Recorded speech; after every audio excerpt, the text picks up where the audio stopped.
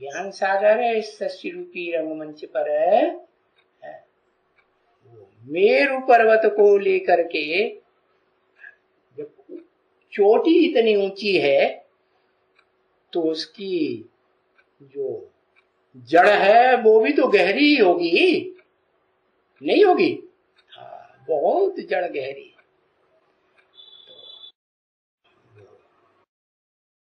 पत्थर बुद्धि वो शरीर और चैतन्य सागर आत्मा, ये दोनों मिलकर के जो इस सृष्टि रूपी रंगमंच पर बीज रूप में देव देव महादेव के रूप में पार्ट बजाने वाली आत्मा है, जिसे विश्वनाथ के रूप में आज भी शिवलिंग के रूप में पूजा जाता है, वो बकाया रहती है। बाकी चाहे लक्ष्मी हो, चाहे महालक्ष्मी पृथ्वी हो, और चाहे सितारे हो, चाहे नक्षत्र हो, चाहे बड़े छोटे पहाड़ हो, नदियां हो, सबके शरीर जो है वो जड़त्व में स्वरूप धारण कर लेते हैं।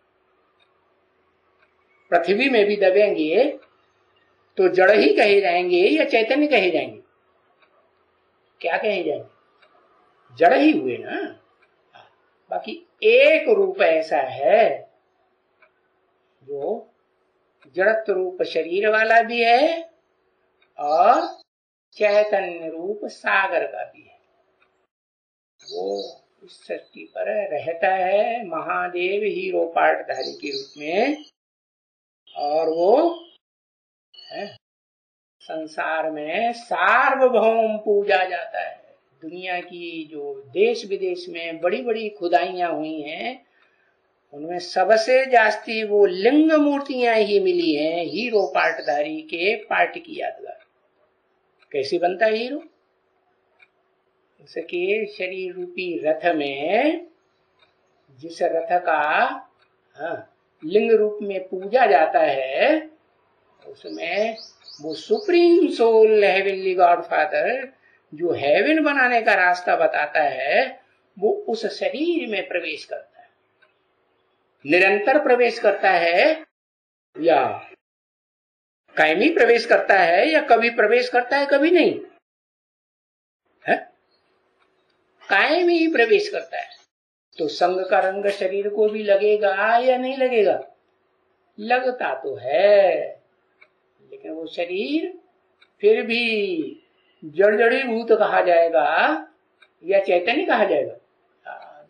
इसलिए दो दुनिया में ये रूप हैं, एक पुरुष, पुरुष माने आत्मा, शरीर रूपी पुरी में शयन करने वाली आत्मा, और दूसरी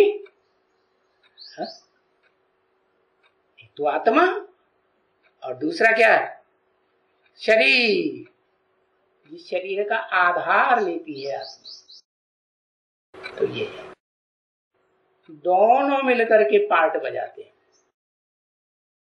बिना आत्मा की शरीर काम नहीं करेगा इस दुनिया में, और बिना शरीर के आत्मा काम करेगी? काम नहीं कर सकती। तो वो आत्मा और वो शरीर का जो कॉम्बिनेशन है सृष्टि रूपी रंगमंच पर, प्रवृत्ति मार्ग का पक्का 100% इस सृष्टि पर सदा काल पार्ट बजाने वाला वो एक ही हीरो पार्टधारी आत्मा है?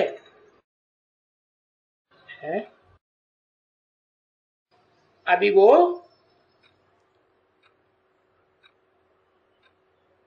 अर्जुन के नाम रूप से संसार में, आदम के नाम रूप से, एडम के नाम रूप से, आदिदेव के या आदिनाथ के नाम रूप से संसार में प्रत्यक्ष होने वाली है।